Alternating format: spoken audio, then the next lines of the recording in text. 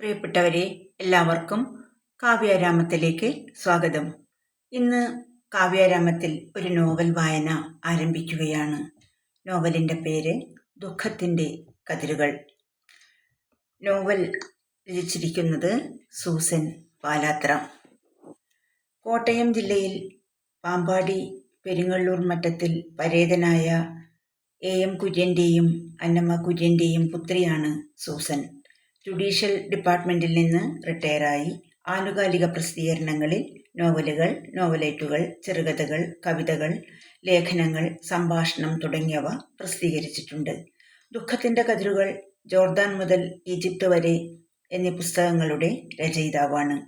പ്രസിദ്ധീകരിക്കാനുള്ള പുസ്തകങ്ങൾ കാറ്റിൻ്റെ മർമ്മരങ്ങൾ, തീർത്ഥാടനം, കഥാസമാഹാരം, കവിതാ സമാഹാരം. സാഹിത്യകാരനായ എബി പാലാത്രയാണ് ഭർത്താവ്. മക്കൾ സ്നേഹ, അനു, മരുമക്കൾ മനു ഫിലിപ്പ്, സോംസിൻ ജോൺ. ഈ പുസ്തകത്തെക്കുറിച്ച് പറയുകയാണെങ്കിൽ, വ്യത്യസ്തമായ ഇതിവൃത്തത്തിലൂടെ ശ്രദ്ധേയമാകുന്ന നോവൽ സർവ്വസാഹോദര്യത്തിൻ്റെ അനിവാര്യതയാണ് ബോധ്യപ്പെടുത്തുന്നത്.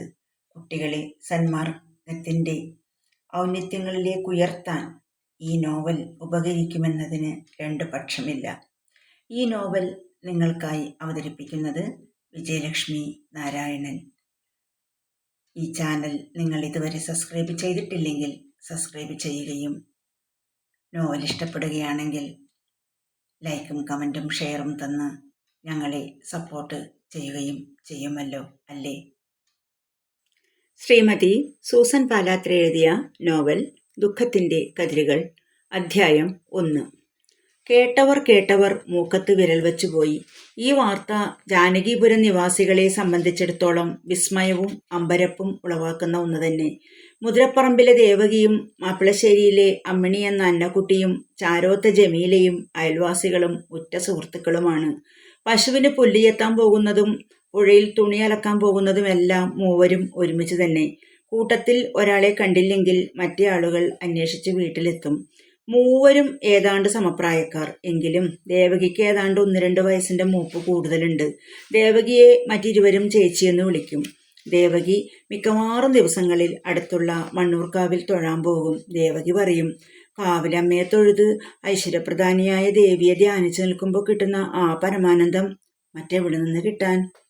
അമ്മിണി അടുത്തുള്ള ക്രിസ്ത്യൻ ദേവാലയത്തിൽ എല്ലാ ഞായറാഴ്ചയും പിന്നെ വിശുദ്ധ കുർബാനയുള്ള മറ്റു ദിവസങ്ങളിലും പോകും.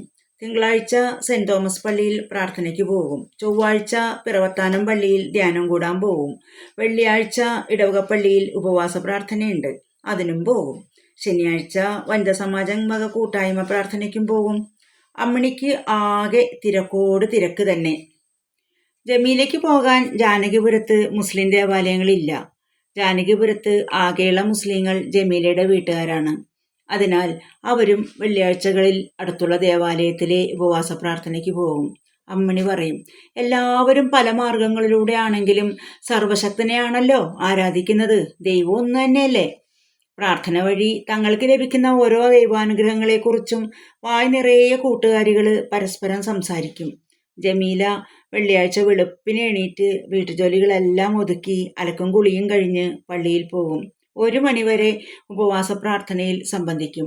പ്രാർത്ഥനയ്ക്ക് ശേഷം പള്ളിയിൽ നിന്ന് ലഭിക്കുന്ന ചക്കരയിട്ട് തിളപ്പിച്ച കടുങ്കാപ്പിയും ലഘുഭക്ഷണവും കഴിച്ച് വീട്ടിൽ മടങ്ങിയെത്തുമ്പോൾ ഏതാണ്ട് 3 മണിയാകും. അമ്മിണിയുടെ ഇടവകപ്പള്ളിയിലെ 8 നോമ്പ് പെരുന്നാൾ പേരെടുത്തതാണ്.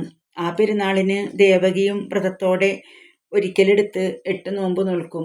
നോമ്പ് വീട്ടലിനുള്ള നേർച്ച, വിളമ്പിനുള്ള അരിയും തേങ്ങയും ശർക്കരയും മറ്റും തൻ്റെ യഥാശക്തി അനുസരിച്ച് നൽകും. പള്ളിയിലെ നേർച്ച ലഭിക്കുമ്പോൾ അതിൽ ഒരു ചെറിയ ഭാഗം നന്നായി ഉണക്കി സൂക്ഷിച്ചു വയ്ക്കും.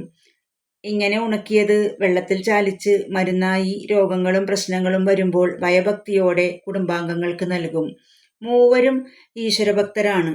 എന്നിരുന്നാലും മൂവർക്കും മനുഷ്യസഹജമായ പരദൂഷണം പറച്ചിൽ ഏറിയ അളവിൽ ലഭിച്ചിട്ടുണ്ട്. ഇന്നത്തെ വാർത്തയ്ക്കുള്ള പ്രധാന കേന്ദ്രബിന്ദു കണ്ടുപിടിച്ചതിൻ്റെ അത്യാഹ്ലാദത്തിലാണ് അവർ.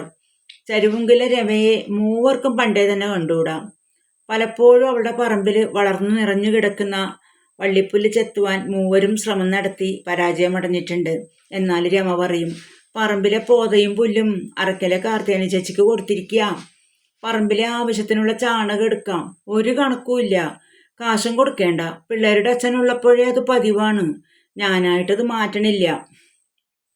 രമയുടെ തൊട്ടയൽവാസിയായ അമ്മിണിക്ക് പ്രസ്തുത കാര്യത്തിൽ രമയോട് മനസ്സിന് വിദ്വേഷമാണ്.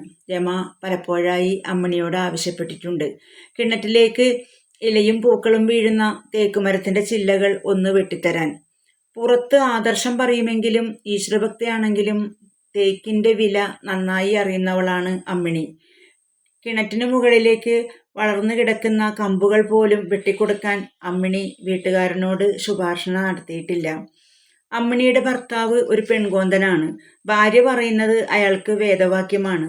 അമ്മിണി തേക്കുമരത്തിന്റെ ചില്ലകൾ വെട്ടിക്കൊടുക്കാൻ പറഞ്ഞാൽ അയാളത് ചെയ്യുമായിരുന്നു. അയാൾക്കും ഭാര്യയിൽ നിന്ന് പകർന്നു കിട്ടിയ പരദൂഷണ വാസനയുണ്ട്. അയാൾ പാണ്ഡവപുരം കവലയിലും അടുത്തുള്ള തേക്കുങ്കൽ ഷോപ്പിലുമെല്ലാം രമയെയും മക്കളെയും പറ്റി മോശം കാര്യങ്ങൾ വിളമ്പും. രമയുടെ വീടിന് മുമ്പിലെത്തുമ്പോൾ അയാളും ശിങ്കിടികളും നീട്ടി ഉച്ചത്തിൽ കാറിത്തുപ്പും. ഈ ശവങ്ങളെ ഇവിടെ നിന്ന് കെട്ടിക്കണം, പലപ്പോഴും അയാൾ ആക്രോശിക്കുന്നത് കേട്ടിട്ടുണ്ട്. അടുത്ത ഭാഗം അടുത്ത ദിവസം. Thank you.